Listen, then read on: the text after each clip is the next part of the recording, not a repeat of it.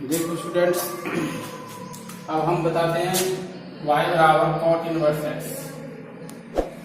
ये हमारा त्रिकोणमितीय फलन है cot इनवर्स x। तो इसका चतुर्थांश में क्या होगा? तो ये हमने बताया था π/2 है, ये पाई है, 3π/2 है, ये 0 है, परंतु राउंड कंप्लीट होने के बाद 2π। यहाँ पर ऑल पॉजिटिव है, यहाँ पे साइन पॉजिटिव है, यहाँ पे टेन पॉजिटिव है और यहाँ पे कॉस पॉजिटिव है। और ये फर्स्ट क्वाड्रेंट है, सेकंड क्वाड्रेंट है, थर्ड क्वाड्रेंट है और फोर्थ क्वाड्रेंट है। ये ओरिजिन हो गया। अब हमें कॉट इनवर्स एक्स,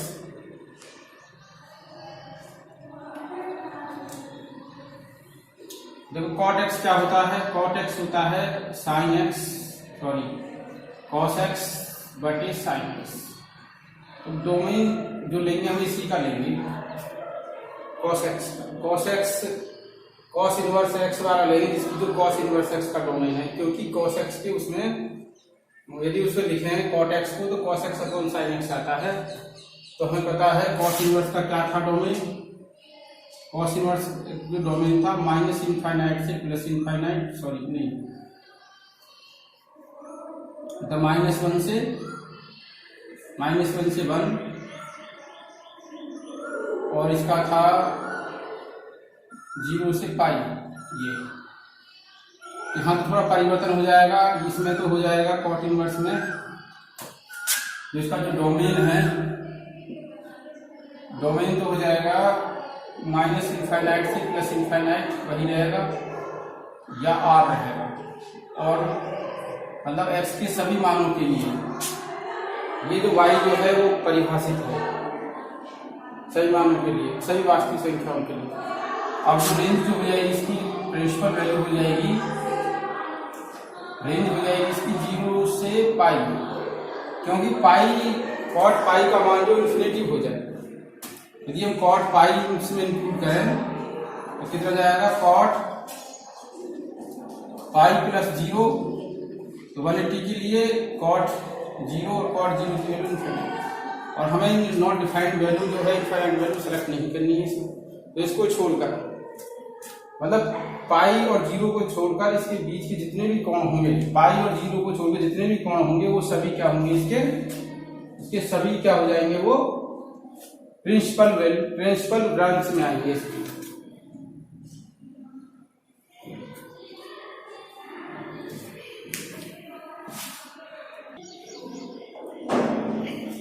देखो स्टूडेंट्स, अब देखते हैं y बराबर सेक इनवर्स एक्स। y बराबर सेक इनवर्स एक्स के लिए जो हमारा सेक एक्स जो होता है वो cos 1/cos x होता है, 1/cos x। तो किस कोण के लिए परिभाषित नहीं है? यदि हम cos π/2 की जो वैल्यू होती है वो 0 होती है और 1/0 जो होता है वो नॉट डिफाइंड होता है, नॉट डिफाइंड। तो हमें इसकी प्रिंसिपल वैल्यू में π/2 हटा देना है। और ये क्योंकि sec x को 1/cos x लेते हैं, प्रिंसिपल वैल्यू कौन सी लेंगे? इसकी cos x वाली प्रिंसिपल वैल्यू लेंगे, उसमें से क्या हटा देंगे? π/2 हटा देंगे स्टूडेंट्स। तो प्रिंसिपल वैल्यू हो जाएगी इसकी, प्रिंसिपल ब्रांच हो जाएगी, प्रिंसिपल ब्रांच मुख्य शाखा हो जाएगी इसकी पाई 0 से पाई। इसमें क्या आता है? π/2 भी आता है, तो वो π/2 छोड़कर, क्योंकि cos π/2 की वैल्यू 0 होती है, 0 होता है और 1/0 लेंगे तो नॉट डिफाइंड हो जाएगा। तो इसकी मुख्य शाखा आ जाएगी। और इसकी जो आ जाएगा डोमेन, जो आ जाएगा डोमेन ये जाएगा R में से वास्तविक संख्याओं में केवल क्या नहीं लेना? 1, -1 और 1 के बीच की जो नंबर लाइन है, -1 और 1 के बीच की जितनी भी वास्तविक संख्या है उनको छोड़कर R में सभी वास्तविक संख्या में इंक्लूड करनी है। अब आता है y बराबर कोसेक इनवर्स x। तो देखो हम कितना लिखेंगे, कोसेक x को लिखेंगे 1/sin x, 1/sin x। तो sin x 0 के लिए sin 0 की वैल्यू कितनी हो जाएगी 0। तो यदि x का मान यदि 0 होता है तो 1/0 और 1/0 की वैल्यू हो जाएगी नॉट डिफाइंड। तो हमें क्या करना है, x का जो कौन सा मान नहीं लेना प्रिंसिपल वैल्यू में, साइन की प्रिंसिपल वैल्यू है उसमें हमें क्या नहीं लेना, 0 नहीं लेना। इसका जो परिसर हो जाएगा प्रिंसिपल वैल्यू कहेंगे जिसे, प्रिंसिपल वैल्यू। तो क्या जाएगी इसकी प्रिंसिपल वैल्यू, नहीं प्रिंसिपल ब्रांच। देखो प्रिंसिपल ब्रांच तो क्या होगी, इस प्रिंसिपल ब्रांच हो जाएगी साइन की क्या होती है -π/2 से लेके +π/2। और उसमें क्या नहीं लेना, हमें 0 नहीं लेना, 0 डिग्री नहीं लेना। तो 0 एंगल को छोड़कर -π/2 +π/2 के बीच 0 भी आता है, हमें वो 0 सेलेक्ट नहीं करना, ये कोसेक की हो जाएगी। और इसका जो डोमेन हो जाएगा, डोमेन हो जाएगा उसका वही r में से क्या हटा देना है 1 और -1 और 1। इन वास्तविक -1 और 1 के बीच की वास्तविक संख्या इनको छोड़कर बाकी सभी वास्तविक संख्या जिसमें -1 और 1 की सम्मिलित है वो सभी ली जाएंगी डोमेन में। क्योंकि इन मानों के लिए वास्तविक संख्या, इन वास्तविक संख्याओं के लिए ये जो y है परिभाषित है, और कहाँ परिभाषित नहीं है, -1 और 1 के बीच की जो वैल्यू है उन पर परिभाषित नहीं है।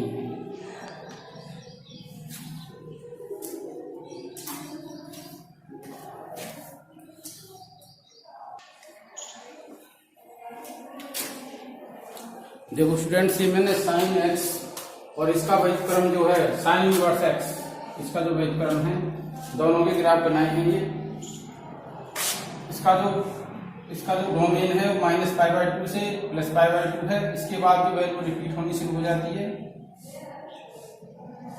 ये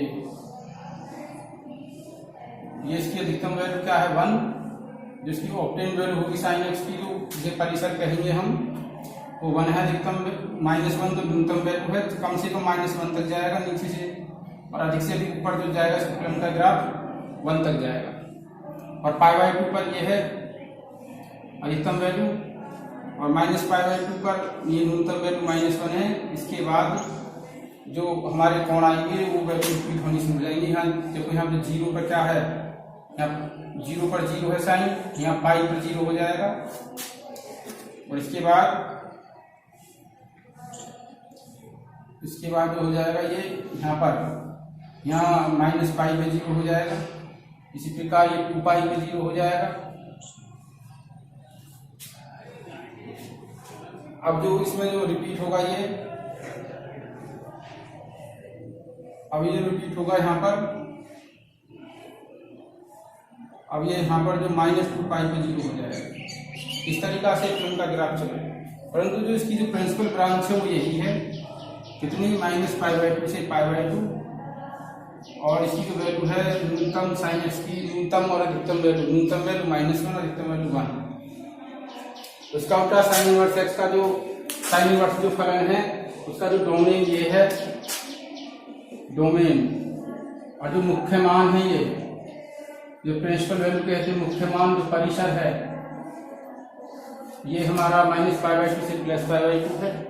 तो इसका जो -1 और 1 इसके जो हमारे क्या है, ये डोमेन है -1 और +1। तो इस ये जो अंतराल है डोमेन में आएगा, और इन अंतरालों के बीच हम कोई भी पॉइंट डालेंगे, जैसे ये पॉइंट डाला 0 से बाद ये डाला, ये डाला, ये डाला, इधर, तो इसकी अधिकतम वैल्यू जो होगी वो अधिकतम जो कोण होगा π/2 होगा। और फिर माइनस के लिए वैल्यू डालेंगे, 0 से थोड़ी छोटी डालेंगे, फिर और छोटी, फिर और छोटी, फिर और छोटी, फिर और छोटी, फिर 1 पे डालेंगे, ये 1 पे ये वैल्यू आ जाएगी यहाँ पर, और +1 पर ये वैल्यू आ जाएगी π/2।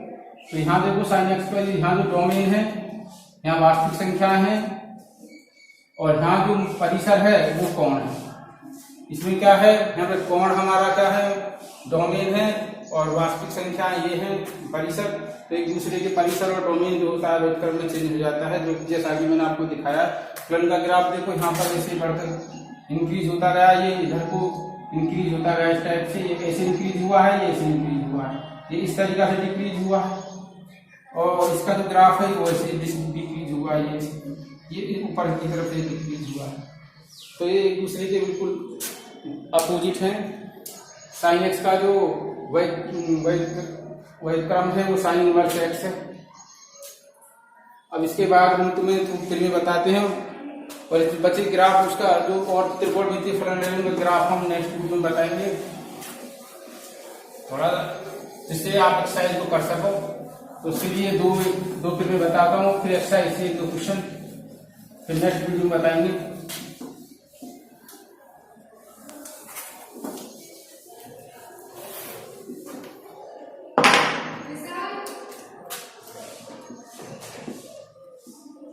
फिर में 1 है sine inverse sine x,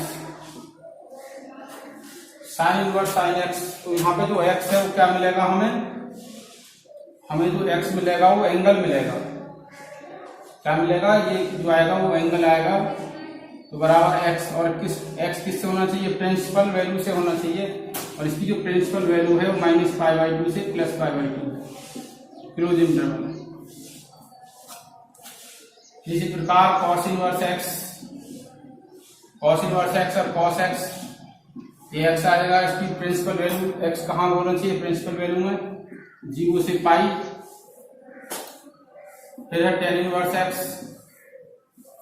tan inverse x में tan एक्स, ये जो एंगल है ये एंगल है यहाँ पे जो एक्स में प्राप्त होता है, और इसकी जो प्रिंसिपल वैल्यू है वो साइन है -π/2 से, साइन वाली केवल π/2 और -π/2 इसमें इंक्लूड है, π/2 -π/2 इसमें एक्सक्लूड है ये। फिर cot इनवर्स एक्स और cot एक्स कितना जाएगा एक्स, और एक प्रिंसिपल वैल्यू का मान होना चाहिए, एक्स किससे बिलोंग करना चाहिए, इसकी cot की प्रिंसिपल वैल्यू हो जाएगी। कॉट में क्या होता है, क्या नहीं लेना हमें, देखो कॉट को कैसे लिखेंगे हम, मैंने बताया था ये भी इसमें प्लस होता है, माइनस होता है, इसमें माइनस होता है। तो ये वाली हम प्रिंसिपल वैल्यू लेंगे, तो हम कॉस वाली लेंगे, तो यह जाएगा 0 से π ऐसे, या क्लोज इंटरवल है या ओपन इंटरवल है। अब इसके बाद लेते हैं सेक इनवर्स सेक एक्स, तो हमें एक्स मिलेगा, ये किस प्रिंसिपल वैल्यू क्या होनी चाहिए एक्स की, किससे होना चाहिए, ये एक्स जो किसका एलिमेंट होना चाहिए इस प्रिंसिपल वैल्यू का जो मैं लिख रहा हूँ। तो यहाँ पे जो प्रिंसिपल वैल्यू हो जाएगी 1/cos सेक एक्स बराबर 1/cos एक्स। मैंने जो तरीका बताया था, या तो मेथड याद कर लो या फिर तुमको ये लर्न करने पड़ेंगे। तो इसमें किसके लिए डिफाइंड नहीं है, ये π/2 के लिए डिफाइंड नहीं है, तो हम cos की वैल्यू जो π/2 के लिए डिफाइंड नहीं है। तो यह जाएगा 0 से π, किसको छोड़ना है, π/2 को छोड़कर, और कोसेक इनवर्स कोसेक एक्स, ये एक्स हो जाएगा, और कोसेक को लिख सकते हैं 1/sin एक्स की, ये ट्रिक है याद करने की, कोसेक एक्स बराबर 1/sin एक्स। तो 0 को छोड़कर, 0 की डिफाइंड नहीं है, तो sin एक्स की हम प्रिंसिपल वैल्यू लिखेंगे। तो sin एक्स की प्रिंसिपल वैल्यू है -π/2 से +π/2, और क्या हटाना इसमें से 0 हटाना, तो 0 एंगल के लिए नहीं लेते। और इसका वेरिफिकेशन देख लो स्टूडेंट्स, प्रूफ एक का बता देता हूँ, sine inverse x, sine inverse और साइन एक्स, तो कितना आ जाएगा हमारा, हमने मान लिया y, अब इसको हटा देते हैं यहाँ से, तो साइन एक्स बराबर sine y, sine sine cancel हो गया, एक्स बराबर वाई, और वाई को यदि हम हटा दें तो क्या आ जाएगा, साइन इनवर्स साइन एक्स और एक्स वाई के बराबर एक्स। तो ये हमारा वेरिफिकेशन कंप्लीट हो गया।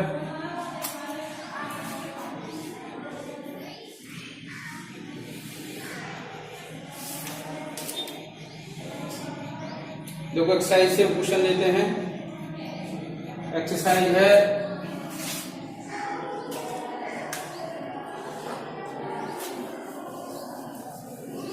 एक्सरसाइज 2.1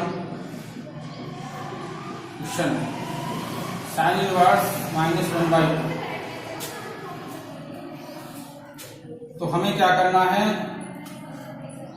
साइन के लिए और टेन के लिए, कोसेक के लिए केवल इसकी जो वैल्यू आएगी इसके लिए 1/2 किसके मान के लिए होता है, π/6 पीसेंस का मान होता है 1/2, और उसको में क्या कर देना है, नेगेटिव कर देना।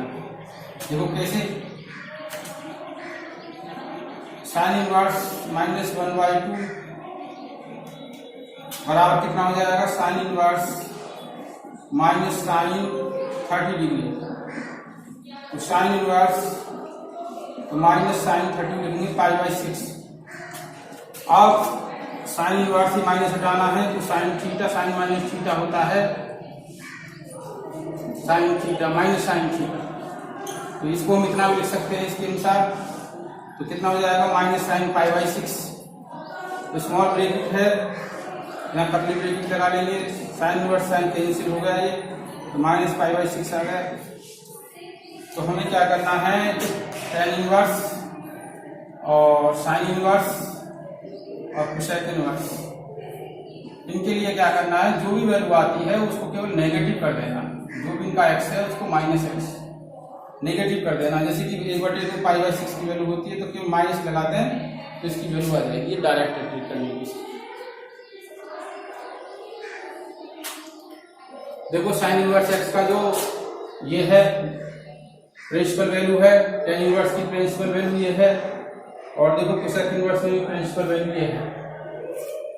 पर अधिकतर होता है, ये नहीं है कि इसका रूल ही है, मोस्टली ये हम ऐसे करने से में जो अपना आंसर जो मिल जाता है।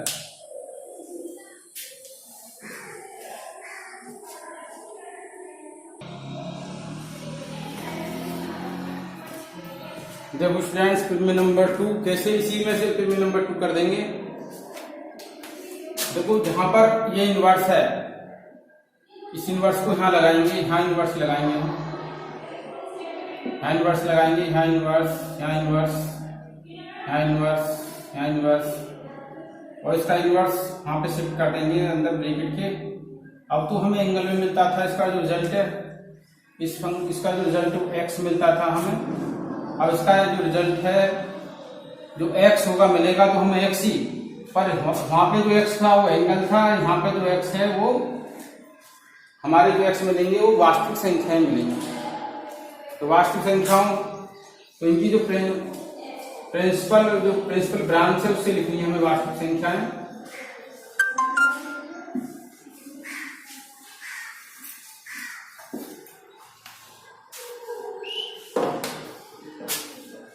तो ये जो मिल जाएगा हमारा, इसका जो डोमेन क्या था साइन इनवर्स का वो लिखना है।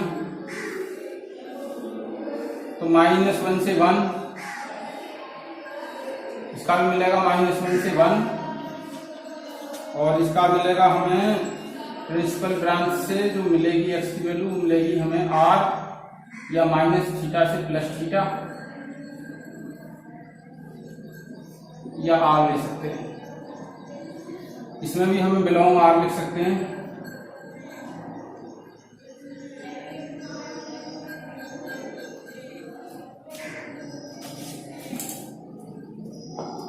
इन दोनों में क्या करना है, हमें सभी वास्तविक संख्या लेनी है, केवल किस अंतराल को छोड़कर, -1 और 1 को छोड़कर, -1 और 1। इसका जो हमें इसमें जो x की वैल्यू होंगी वो r होंगी, कोई भी रियल नंबर हो सकता है, कोई वास्तविक संख्या हो सकता है x का मान, तो ये हम चेक कर लेते हैं। जैसे कि साइन और साइन इनवर्स क्या ले हम, √3/2 लें, कितना आएगा, साइन इनवर्स √3/2, तो इसका कितना हो जाएगा, साइन π/3 60 डिग्री लिया जाएगा, और साइन इनवर्स साइन कैंसिल हो गया तो साइन आ जाएगा π/3, और साइन π/3 की वैल्यू जो होती है √3/2 होती है। तो क्या हो जाएगा, यहाँ कंपेरिजन करें x से तो √3/2 ही हमारा आ गया। तो रूट 3/2 किसको बिलोंग करेगा? ये जो वैल्यू है किसकी वैल्यू? जिसमें -1 और 1 के बीच होगी ये वैल्यू, मतलब ये जो एलिमेंट होगा इस अंतराल का एलिमेंट होगा। जब उसको हम प्रूव भी कर सकते हैं। प्रूव कैसे करेंगे? साइन और sine inverse x equal to y मान लें हम, तो बराबर x लाना है। तो हम क्या करेंगे इसको? देखो कैसे करेंगे? साइन इनवर्स x बराबर sine y, sine inverse y। अब देखो यहाँ हो गया इनवर्स से इनवर्स कैंसिल हो गया, तो x बराबर y, और y की वैल्यू क्या जाएगी? यहाँ पर x आ जाएगी। तो लिखेंगे साइन और साइन इनवर्स x, और y कितना निकाला हमारा? x लिया, हमारा रिजल्ट आ गया। यही हमें वेरीफाई करना था।